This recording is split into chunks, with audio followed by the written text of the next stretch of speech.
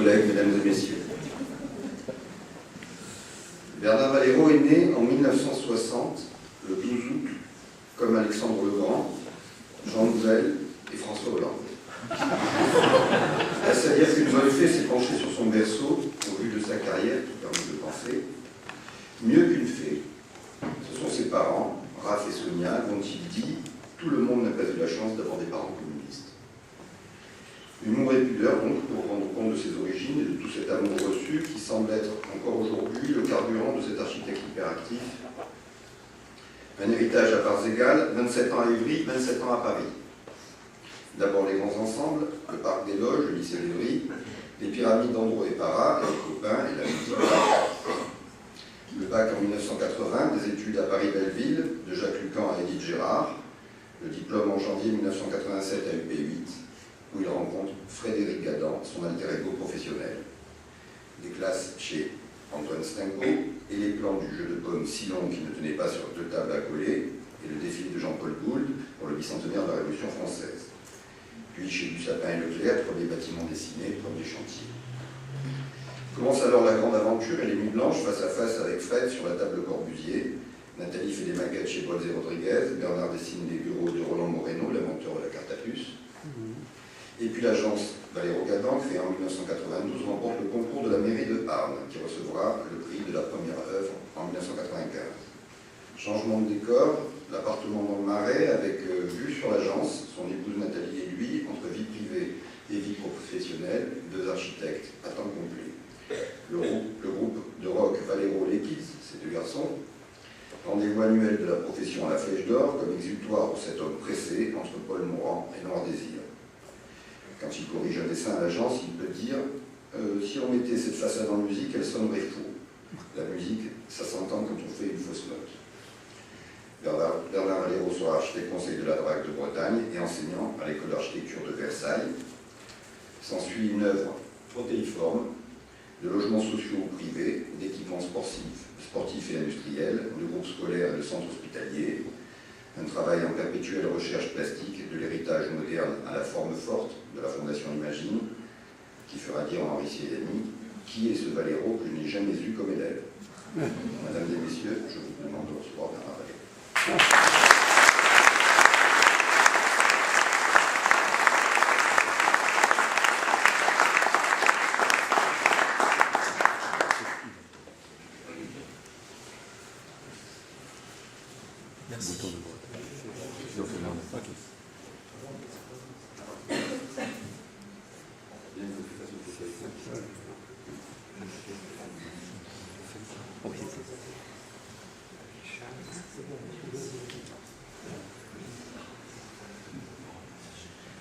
Bonsoir.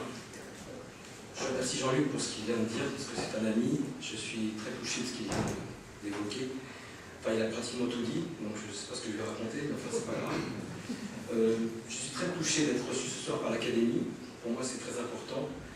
Je trouve que c'est nécessaire dans la carrière d'un architecte de temps en temps avoir cette main tendue, d'avoir cette reconnaissance. Je pense à un acteur de cinéma qui a eu un prix à Cannes, qui doit avoir mon âge, que j'aime beaucoup, qui a dit que depuis le bac, il n'avait jamais rien reçu sauf ce prix. Et je trouve que, toute proportion gardée, pour moi, c'est assez important de donner des choses aux autres, d'échanger avec les autres et de leur faire ce cadeau de temps en temps. Donc je remercie l'Académie de m'accueillir ce soir, je trouve ça nécessaire. C'est vrai que beaucoup de confrères pensent que les distinctions ne servent à rien, qu'on ne fait pas ça pour ça, je suis d'accord. Mais de temps en temps, ça fait du bien, parce que c'est un métier compliqué, qu'on porte à bout de bras et qu'on aime, avec passion. Donc quand quelqu'un vous tend la main et vous dit bon, après un arrêt sur image, c'est pas mal, ça fait du bien, quoi. Voilà. Après, Jean-Luc me dit tu parles pas de ton architecture. Donc moi, l'architecture et la musique, c'est tout ce que je sais faire. Donc j'ai choisi comme il l'a dit, de parler des 27 ans passés en ville nouvelle, parce que j'ai fait 27 ans en ville nouvelle et paradoxalement 27 ans en ville nouvelle à Paris. Mais je crois que quand on est né en banlieue, on reste un banlieusard. Bon, je vous fais grâce des années algériennes, parce que ça c'est pas très intéressant, mais quand on est né en banlieue, quand on a vécu en banlieue, c'est quelque chose qui reste à vie. Je pense que c'est dans l'ADN des gens. Et ça m'a porté jusqu'à ici, jusqu'à maintenant, dans ce qu'on fait avec Fred, mon associé, parce que ce sont des bâtiments dans lesquels on a vécu, et je pense qu'ils nous apprennent beaucoup de choses sur la vie et sur les autres. Donc, contrairement à mes confrères qui sont passés avant, je ne vais pas montrer des architectes très célèbres comme Scarpa et autres qui sont des gens éminents, mais plutôt la vie du quotidien, la vie simple, c'est-à-dire la vie des gens qui habitent dans des grands ensembles. C'est pour ça que j'ai taillé mon propos sur un artiste qui s'appelle Mathieu Pernaut, que j'ai découvert au Jeu de Paume il y a quelques années, avec ma femme Nathalie. On a découvert cet artiste, et on a trouvé que c'était assez remarquable sa manière de montrer les grands ensembles, même si, paradoxalement, aujourd'hui, ça passe à la télé tous les soirs, on voit les grands plans sur la comète et autres. Et il a montré ça simplement, et il a surtout montré l'humanité et la poésie qui existe dans ces grands ensembles. Moi, je viens de là-bas, et donc je pense que c'est très important de ne pas les décapiter, de ne pas faire des grandes messes comme on fait à la télé à 20h en mettant de la dynamite dedans, parce qu'il y a des gens qui ont vécu là-dedans, et ça marche très très bien. Et je pense qu'on n'est pas responsable des problèmes socio-économiques. Donc je pense qu'on fait une confusion entre le contenant et le contenu. Donc Mathieu Pernaut a fait un livre qui s'appelle Grand Ensemble, que je vous recommande, qui est très très bien. Voilà, j'ai souhaité juste étayer mon propos sur ces bâtiments que je trouve admirables, qui ont servi la France après les années 50, et qui ont permis d'accueillir plein de gens, vivre normalement, décemment. Et ce qui est admirable dans son travail, à Mathieu Pernaut, c'est qu'en fait, il a zoomé ces cartes postales. C'est très simple, c'est tout simplement des cartes postales complètement basiques, qui vont, comme on a tous connu, avec un timbre derrière. En fait, il les a zoomés en mettant en évidence ce quotidien, cette vie ordinaire, mais très poétique. Il y a des gens qui habitent là, il y a des gens qui ont vécu là, et qui vivent encore, et qui vivent très bien. Ce ne sont pas que des quartiers avec cet espace, comme on sait, de délinquance. Il y a effectivement ça, c'est pas un monde de bisounours, mais c'est comme des bâtiments qui ont tenu la route et qui tiennent toujours la route. Donc je passe des images comme ça. Ça, c'est une image d'Evry, Grand Ensemble, où j'ai donc habité et vécu. C'est pas pour faire pleurer, hein, c'est pas la question, c'est simplement pour donner. Et je pense qu'à l'Académie, il y a beaucoup d'architectes anciens qui ont travaillé sur ces bâtiments. C'est aussi une manière de leur rendre hommage. C'est des architectes peut-être plus anonymes, moins connus que les autres, mais qui ont bossé sur le renouvellement de la France. C'est vrai qu'à l'école d'architecture, on apprend plutôt les cités-jardins, comme Châtenay-Malabry, ça, il faut y aller absolument, on part en carte. Là, on ne va pas visiter ça. Hein. Les gens ne vont jamais à Évry, sauf dans les années 80, quand j'ai commencé mes études, où Siriani, Edith Girard, Godin commençaient à construire, que c'était des vrais laboratoires pour tous ces enseignants. Mais en tout cas, ça, c'est beaucoup plus ancien. Et bon, effectivement, ce n'est pas de grande facture. Je voulais juste montrer l'architecture normale et ordinaire. Ça, c'est encore des images qui, moi, me touchent, parce qu'on voit cette, comment dirais-je, cette association moi j'appelle ça des tours couchés, hein, les bars. Pour moi, c'est des tours couchés, tours allongés. On voit cette association de bâtiments avec des orientations tout le temps similaires, est-ouest en général, parce qu'il n'y a rien de mieux que l'est-ouest quand on a vécu dedans. Je continue. Donc c'est quand même des produits assez impressionnants. Et ce que je trouve intéressant, je vais montrer une autre image, bon, là c'est toujours la même chose. Là, je vais montrer un bâtiment qui nous touche à Fred et à moi, mon associé qui est là, parce qu'on a traîné des milliards d'heures dans cette barre, qui est très simple. C'est une barre qui fait 12 étages et 12 cages d'escalier. Il y a 500 familles qui vivent là-dedans. On a passé des milliards d'heures ici et on s'est rendu compte peut-être là pourquoi on allait faire de l'architecture. Après, c'est une barre qui fait 11 mètres de large, qui est est-ouest, tout bonnement. Donc on commençait les discussions le soir avec le soleil couchant, chez les potes qui habitaient là-dedans, au 12e étage, et on finissait le matin avec le café, avec le soleil qui se lève. Et c'est pour ça qu'un séjour traversant, c'est vraiment super bien. C'est pas l'appartement qui est traversant là-dedans, c'est le séjour qui est traversant, ce qui fait qu'on voit la course du soleil, et c'est assez magnifique. Alors c'est peut-être là qu'on a appris, enfin je pense moi, à aimer l'architecture, à faire ce métier, à aussi partager avec les autres, parce que c'est aussi une vie en banlieue qui apprend le partage et la discussion avec les autres. C'est des discussions sans fin dans ces bâtiments, parce que les gens se connaissent, parce qu'on passe d'un appartement à l'autre, et parce qu'on pratique cette vie sociale, on va de la MJC à ce bâtiment et on fait l'inverse dans tous les sens. Et c'est pour ça que je pense que c'est là qu'on a, enfin, pour moi en tout cas, appris à aimer l'architecture et à aimer ces grands ensembles. C'est marrant, mais jusqu'à un certain âge, je pensais que toutes les villes avaient cette morphologie. Parce que pour moi, avec ma mobilette, passer dans les grands espaces et dans ces grands territoires, sans jamais aller à Paris trop souvent, on se rend compte qu'en fin de compte, c'est la liberté, c'est passionnant parce que l'espace libre est tenu par ces bâtiments. Contrairement aux ouvrages qu'on fait aujourd'hui, même si je travaille dans ces actes qu'on fait aujourd'hui, mais je ne suis pas le dernier à l'ouvrir, je vous garantis, c'est on fait des bâtiments à R+4 voire R+5, ça devient un exploit. En général, on les espace de la largeur de leur hauteur, et on a l'impression que parce qu'on fait un îlot ouvert, qu'on recrée la ville. Moi, je ne crois pas à ça, je ne crois pas à l'îlot ouvert. Quand on voit Port-Zampa qui fait de haute forme, il peut faire son bâtiment parce qu'autour il y a Paris, Donc il peut être tout seul à faire ses hautes formes parce que toute la ville est constituée autour. Et je crains que les actes qu'on est en train de dessiner soient, à mon avis, des erreurs pour la ville. Parce que ces bâtiments-là, eux, ils ont la dimension pour tenir l'espace libre. Les autres ne l'auront jamais. Et là, l'espace libre, on le pratique. Alors que dans les autres, les espaces ouverts, on ne peut pas les pratiquer vu qu'ils vont être fermés. Donc c'est pour tout ça que, je ne sais pas pourquoi je raconte ça, mais enfin, je trouve que la ville, en tout cas le grand ensemble, avait d'énormes qualités pour moi. Après, quand je rentre d'Evry, parce que j'y vais toutes les semaines, comme pour aller reprendre ma dose, hein, j'ai pratiqué ça, et ça c'est Claude Parent, et c'est un bâtiment remarquable et magnifique. Il est au bord de la Nationale 7, et sans mauvais jeu de mots, il tient la route. C'est-à-dire qu'en fin de compte, il date des années 60, et à l'époque, je connaissais Claude Parent, pas personnellement, parce qu'au moins on nommait les architectes quand ils faisaient des bâtiments. Et c'est un bâtiment assez incroyable, c'est un simple centre commercial, un des premiers, il est passé à la télé plein de fois à l'époque, parce qu'on allait faire les courses dans un truc avec son caddie, on posait sa voiture, enfin c'est un peu un truc à l'américaine, mais qui marche super bien, qui est en béton brut, qui a été repeint, mais il est toujours là, et ils n'ont pas encore dynamité. Voilà. Et je trouve que ce bâtiment est assez impressionnant, très simple, pour des gens simples. Ça c'est un autre bâtiment qui pour moi est aussi l'architecture du quotidien, c'est l'atelier de Montrouge avec Riboulet. Pour moi, c'est des maîtres, hein, ces gens-là. C'est le béton brut, c'est l'expression du totem, c'est l'expression de la complexité. C'est un travail incroyable sur la superposition, sur les strates.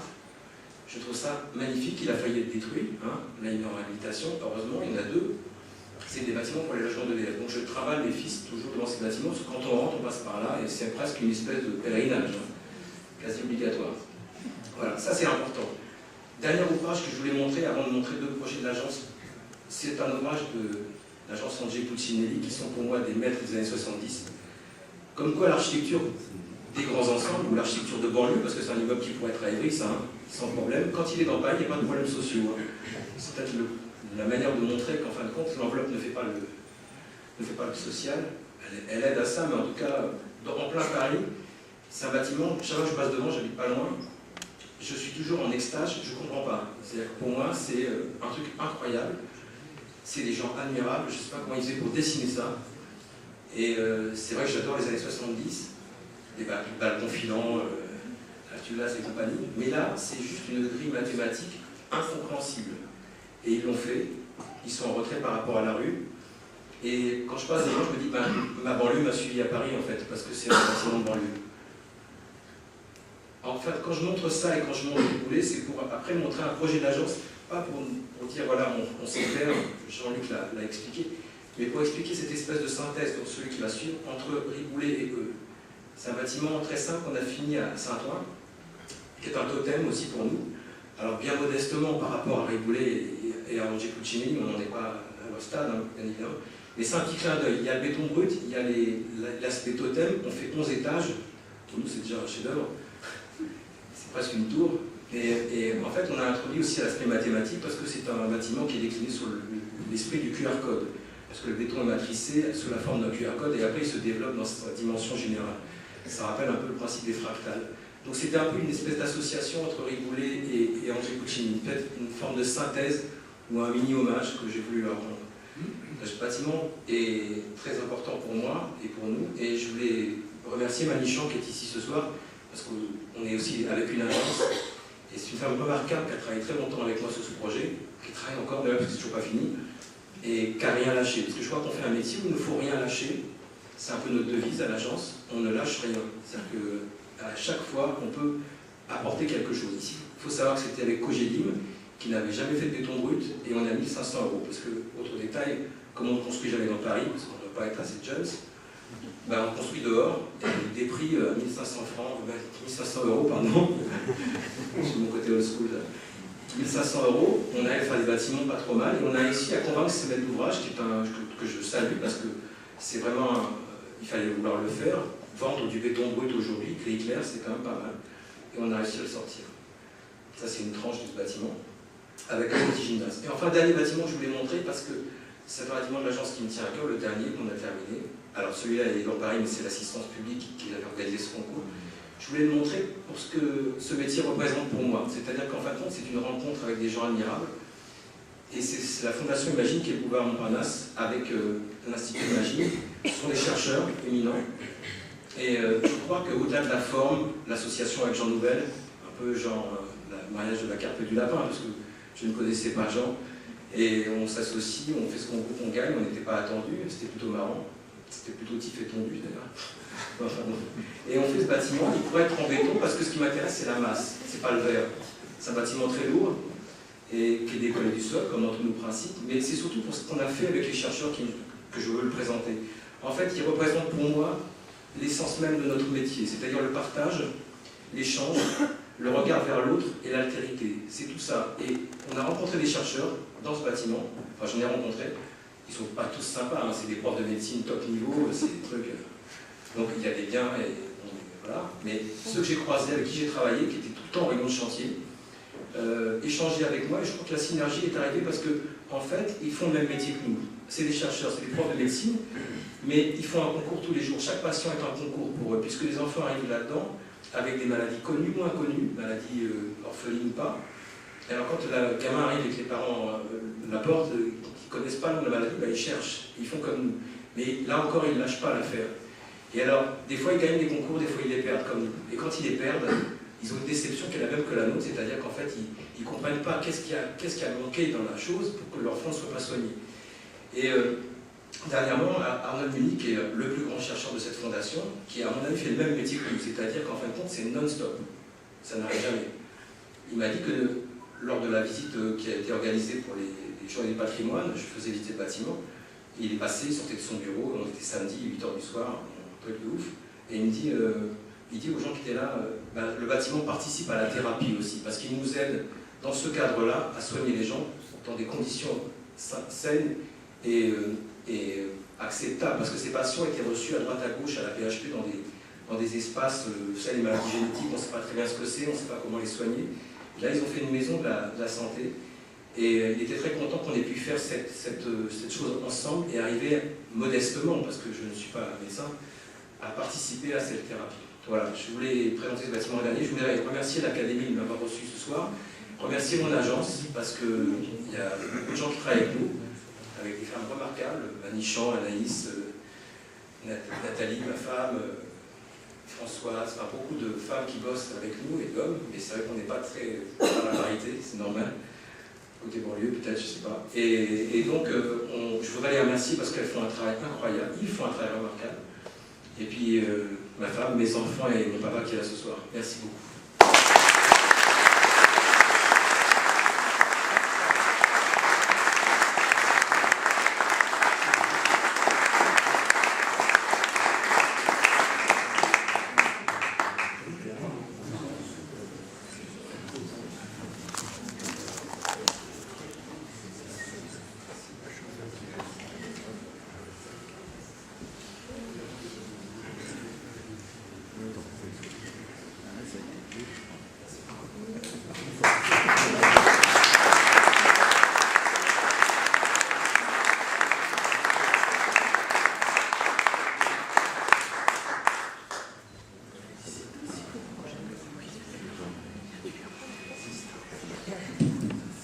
La soirée n'est pas terminée. Alors tout d'abord, nos nouveaux enfants à l'Académie vous offrent un buffet. On va ouvrir les portes de là, ça va être difficile parce que tout le monde ne pourra pas rentrer à la fois. Mais comme nous avons de grands espaces à l'Académie, ceux qui ne pourront pas rentrer au buffet pourront aller visiter l'exposition. Alors on fera des chambres pour que ça puisse marcher.